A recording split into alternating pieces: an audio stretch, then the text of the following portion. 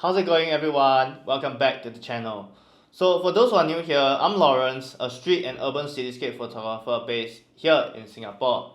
So for today's video, we are going through the Fujifilm X100VI menus and settings to figure out where's what.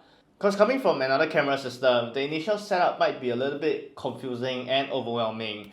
So I took the liberty of going through the menus and setting it up to what works for me. And hopefully this video will help new X100VI users figure things out.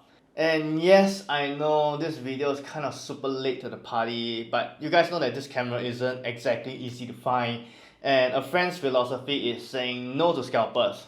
So I got really lucky and managed to snag this camera off at retail just last week. So let's go. So for this video, I'll be covering the external buttons and dials first, followed by the in-camera settings. So the first thing you want to do is actually turn the top down here to T, which means time. Then lift the dial up to adjust the inner dial to C. So by changing the knobs to T and C, you essentially set the camera to being able to adjust the shutter speed and ISO from the front and the back wheel down. And personally for me, I would prefer it this way, as I find that using the top down to adjust the shutter speed kind of gets cumbersome, as you got to use two fingers to adjust the shutter speed as compared to using the back dial over here. So what is different from other mirrorless cameras as compared to the X100 series is that this camera right here has a hybrid viewfinder, meaning that you can toggle between an optical viewfinder and the electronic viewfinder simply by flipping the front lever right here. And notice how I use the joystick to change where I want the autofocus points to be. You'll notice that all the points are being shown on the screen, which can get a little bit annoying and potentially distract what you need to see. So we are going to remove these AF points by accessing the menu by pressing the menu button, scroll all the way down to the wrench icon for setup, select button/dials, focus lever settings, tilt, direct AF point selection. Now you'll see that those AF points are gone. One new feature that the X100VI has is the built-in ND filter, and I suppose it's going to come in clutch on days that are super bright and sunny. So to get quick access to the ND feature, I'm going to assign it to the front lever button, which is the FN2 right here. So to do that, under the same category in setup, button/dial settings, go to function settings, from there select FN2, scroll all the way to page 5 and then select ND filter. Now, because the X100VI is a mirrorless camera, it doesn't mean that you have to shoot using the electronic shutter all the time. There are actually pros and cons when using the electronic shutter. So for situations where you need to use the camera without drawing too much attention to yourself, the electronic shutter is going to come super handy. Or if the lighting condition makes it less than ideal to use the mechanical shutter, which only maxes out to 1/4000 of a second, then you can use the electronic shutter, which can get you to 1/8000 of a second if needed. So therefore, I like to have a button to quickly change the shutter type quickly if needed, and it's going to be the corner button or the FN1. So it's found under the same category in setup, button/dial settings, go to function setting, and from there select FN2. Go over to page 4 and then select shutter type. I also like to have the option of changing different types of autofocus modes depending on the situation. So I program selecting the AF modes to the AEL/AFL button over here. So to do that, under the same category in setup, button/dial settings, go over to function settings, select AEL/AFL. Scroll all the way to page 3 and then AF mode. So the fun thing about Fuji cameras is film simulation. So I assign the right dial here to change the film simulation depending on the kind of mood that I want.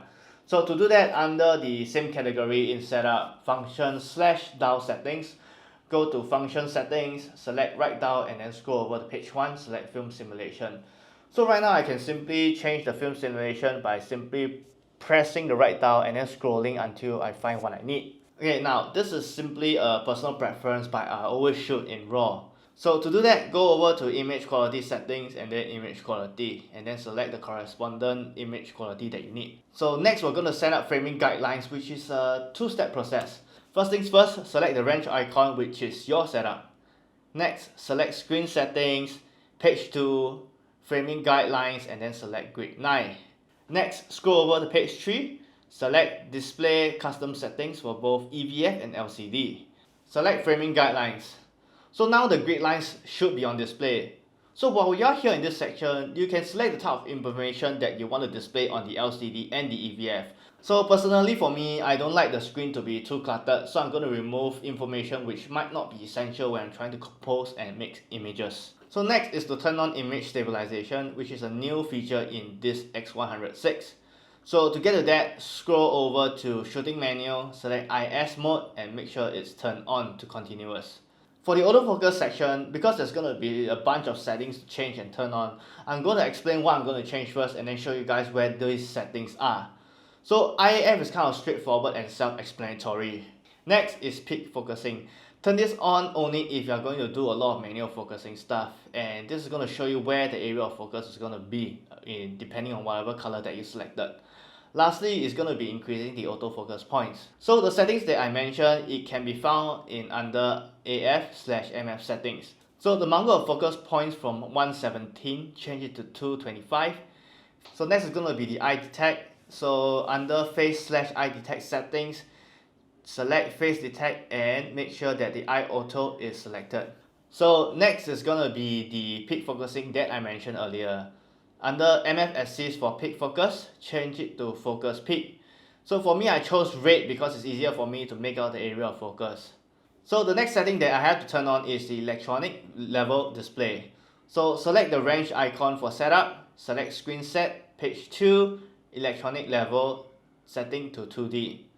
So the difference between a 2D and 3D electronic level display is that a 2D electronic view display will indicate if the image is going to be level horizontally with that green line.